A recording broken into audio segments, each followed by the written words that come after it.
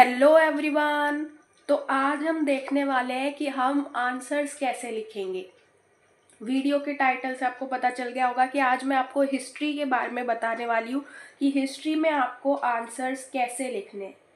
ये मैटर नहीं करता कि आपने कितना पढ़ा है, ये मैटर करता है कि आपने कैसे लिखा है, क्योंकि आपके लिखने की वजह से ही आपको नंबर मिलेंगे। ऑफ कोर्स आपने पढ़ा होगा, आपको नॉलेज होगी, तभी आप लिखोगे, लेकिन लिखने की जो प्रेजेंटेशन है वो बहुत अच्छी होनी चाहिए। तो सबसे पहले आपको क्या करना है, आपको अच्छा लिखना है, क्लीन लिखना है, एकदम नीट एंड क्लीन लिखना है। फॉर एग्जाम्पल सबसे पहले क्या आते हैं, एमसीक्यूज आते हैं। तो अगर आप एमसीक्यूज लिखोगे तो आपको लगता है कि हाँ, एक लाइन फिर दूसरी लाइन में दूसरा आंसर, तीसरी लाइन में तीसरा आंसर, ऐसे नहीं करना है। एक एक लाइन छोड़कर पहले आपने एक फर्स्ट का आंसर लिखा, फिर एक लाइन छोड़ी, फिर सेकंड का आंसर लिखा, फिर एक लाइन छोड़ी, फिर थर्ड का आंसर लिखा। जब आप एमसीक्यूज लिखोगे तो आपको एमसीक्यूज में ऐसे ही लिखना है। उससे क्या है, थोड़ा अच्छा इम्प्रेशन जाता है, और दूसरा आपकी लिखी हुई चीज़ सबको समझ में आती है। किसी की राइटिंग अच्छी होती है, किसी की राइटिंग अच्छी नहीं होती है, लेकिन जब आप खुला खुला लिखते हो तो ज़्यादा अच्छे से समझ में आता है। दूसरा, आप जब भी एमसीक्यूज में आंसर लिखोगे, आपको क्या करना है, सबसे पहले ऑप्शन लिखना है, उसके बाद में उस ऑप्शन का नाम लिखना है। जैसे कि पहला उसमें क्वेश्चन कुछ दिया गया जिसका आंसर है ज़मींदारी सिस्टम, तो आप क्या करोगे, फर्स्ट, उसके बाद कौन सा ऑप्शन था, मान लो वो ऑप्शन बी था, तो आप लिखोगे ऑप्शन बी, फिर ज़मींदारी सिस्टम, ताकि चेक करने वाले को ये पता चल जाए कि आपने कौन सा ऑप्शन चूज़ किया है, और उसको उठाकर पेपर ना देखना पड़े। आपको सबसे इजीली वही काम करना है कि आपके आंसर शीट को चेक करने वाले एग्जामिनर के लिए इजी बना देना है। इसलिए जो एमसीक्यू है उसमें गैप दे देकर आपको अच्छे से लिखना है, अपने ऑप्शन भी लिखने हैं, ऑप्शन का नाम भी लिखना है। मान लो कई बारी जल्दबाजी में आपने ऑप्शन नंबर गलत लिख दिया, तो आपके जो आंसर जो आपने ऑप्शन का लिखा होगा उससे टीचर को पता चल जाएगा कि इसने कौन सा ऑप्शन सही में लगाया है। तो आपको एमसीक्यूज कैसे लिखने हैं ये तो आपको पता चल गए। उसके बाद में जब भी मैप्स है तो उसमें पेन का यूज़ नहीं करना है, पेंसिल का यूज़ करना है, और पेंसिल से बहुत क्लियरली वहाँ पर पॉइंट करके बताना है कि आप किस जगह की बात कर रहे हैं, ताकि सामने वाले को आसानी हो। और बहुत सिंपल सी बात कि मैप्स कभी भी लास्ट में नहीं लगाते, मैप्स कभी भी फर्स्ट में नहीं लगाते, मैप्स हमेशा आंसर्स के बीच में लगाते हैं। जो आपकी आंसर शीट होगी उसके बीच में मैप लगाना, कभी भी लास्ट में या स्टार्टिंग में बिल्कुल मत लगाना, और वहाँ पे मेंशन कर देना।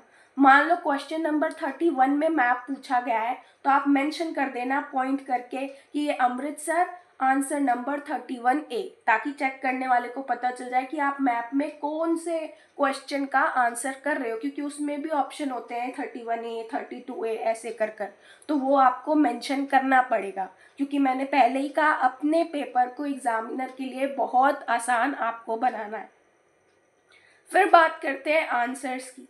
जब आप आंसर्स लिखोगे तो आपको आंसर्स में क्या करना है, अच्छे से लिखना है, गैप दे दे के उसमें भी लिखना है। और जब आप उसमें गैप दे के लिखोगे तो आपको आंसर्स 3 भाग में लिखना है, पहले इंट्रो, फिर उसके पॉइंट्स, उसके बाद में कॉन्क्लूजन।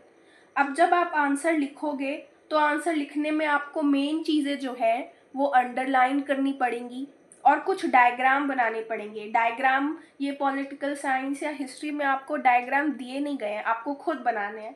फॉर एग्जाम्पल, जैसे मैंने यहाँ पे दिखाया, आंसर आपको मैंने 3 भाग में बांट दिए, तो मैंने इस तरीके से शॉर्ट डायग्राम बना दिया, आप देख सकते हो।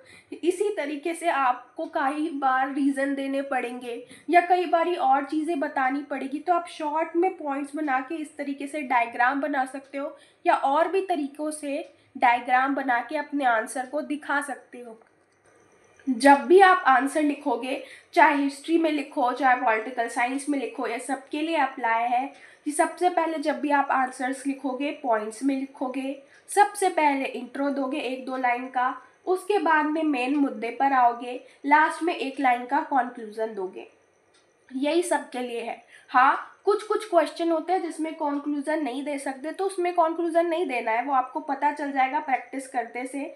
लेकिन जनरली कोशिश करना कि सब में इंट्रो और सब में कॉन्क्लूज़न हो, सब पॉइंट्स में हो, और पॉइंट से पहले आप उसकी एक हेडिंग बना दो। उस हेडिंग से पता चल जाएगा कि आप अपने पॉइंट में क्या कहना चाहते हो।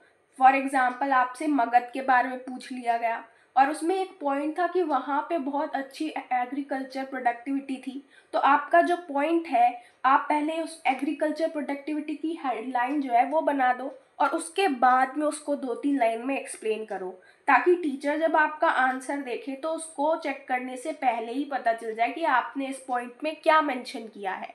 दूसरा पॉइंट जो है वो लगातार लगातार लाइन में नहीं लिखना। आपने इंट्रो लिख दिया 2 लाइन का, फिर 1 लाइन गैप, फिर आपने एक पॉइंट लिखा, फिर 1 लाइन गैप, फिर दूसरा पॉइंट लिखा, फिर 1 लाइन गैप। ऐसे गैप दे दे के लिखना है।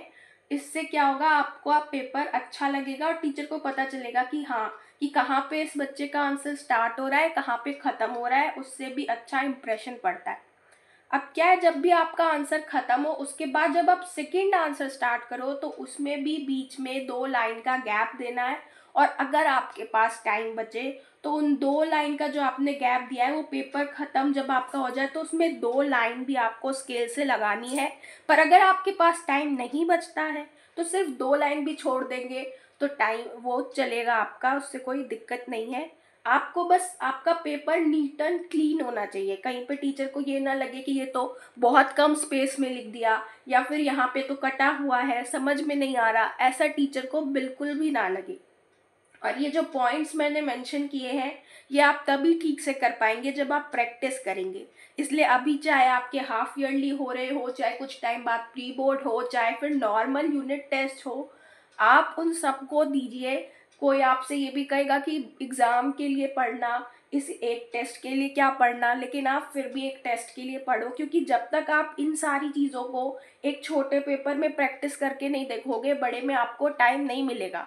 आपको ऐसा लगेगा कि अच्छा अभी इसको अप्लाई नहीं करते, इसको हम जनवरी में प्रैक्टिस करेंगे और सीधा बोर्ड में अप्लाई करेंगे, तो ऐसा होगा नहीं। क्योंकि बोर्ड में आप क्या है, थोड़ा नर्वस भी रहते हो, आपको कई बार ही कुछ समझ में आता है, नहीं समझ में आता है, और फिर लिखने के क्रम में इतना टाइम जाता है कि कितने कितने महीने से प्रैक्टिस करने के बाद भी आप बोर्ड में जाओगे, आपको लगेगा कि काफ़ी सारी चीज़ें तो छूट गई।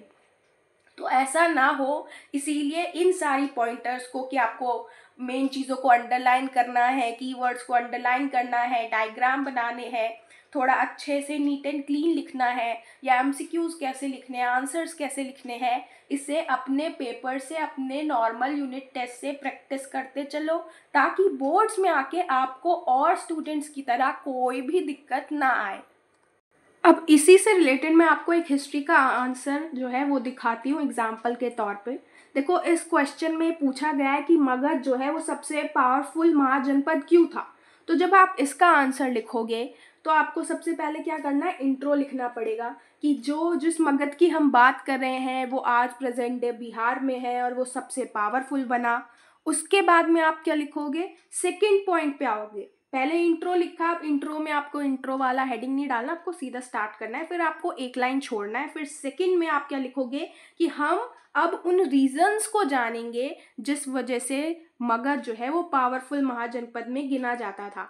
फिर उस रीजन को जब आप लिखोगे तो उसमें आप सबसे पहले पॉइंट बना सकते हो कि यहाँ की लैंड सबसे ज़्यादा फर्टाइल थी। फिर आप इसको एक्सप्लेन करोगे 2-3 लाइन में। फिर आप बताओगे कि यहाँ पे गंगा और उसकी ट्रिब्यूटरीज थी, इसको एक्सप्लेन करोगे। फिर आप बताओगे कि यहाँ पे फॉरेस्ट थे, फिर आप उसको भी एक्सप्लेन करोगे। उससे आगे आप एक और पॉइंट बनाओगे कि यहाँ के जो मिनिस्टर्स हैं, जो राजा हैं, उनका भी बहुत बड़ा हाथ रहा है मगध को एक पावरफुल महाजनपद बनाने में। उसके बाद में अगर आपको ये रीजंस पता है तो आप ऐसे डायग्राम बना दो, उसके बाद एक एक को एक्सप्लेन करो, या फिर सीधा आप पॉइंट डाल के भी एक्सप्लेन कर सकते हो, ये आप पे है। इस तरीके से आप लिखोगे और लास्ट में आप क्या करोगे, फिर एक लाइन छोड़ोगे, कंक्लूजन लिखोगे एक लाइन में, यहाँ पे इस आंसर का जो कंक्लूजन होगा, और उसके बाद फिर 2 लाइन छोड़कर आप सेकंड क्वेश्चन स्टार्ट करोगे। इस तरीके से आपको लिखना है, इसी वे में लिखना है। इस तरीके से आप लिखोगे तो बहुत ज़्यादा चांसेस है कि आपके जो आंसर्स हैं उनमें आपको पूरे पूरे नंबर मिले, और आपको ज़्यादा, बहुत ज़्यादा वहाँ पे एक्सप्लेन नहीं करना, हद से ज़्यादा भी नहीं लिखना है, लेकिन इतना कम भी नहीं लिखना है कि वो आपके नंबर ही ना बने। आपको मीडियम लिखना है जिस हिसाब से पूछा गया हो, 4 नंबर का क्वेश्चन है या 8 नंबर का क्वेश्चन है या 6 नंबर का क्वेश्चन है, वो डिपेंड करता है आपके आंसर पर। आपको कितने नंबर का क्वेश्चन पूछा गया उस हिसाब से आपको लिखना है और एकदम क्लियर लिखना है ताकि एक एक चीज़ समझ में आए। तो आज की वीडियो के लिए इतना ही। नेक्स्ट वीडियो में हम PYQs देखेंगे और ये भी देखेंगे कि पॉलिटिकल साइंस में कैसे लिखना है। तो मिलते हैं नेक्स्ट वीडियो में, तब तक के लिए बाय बाय।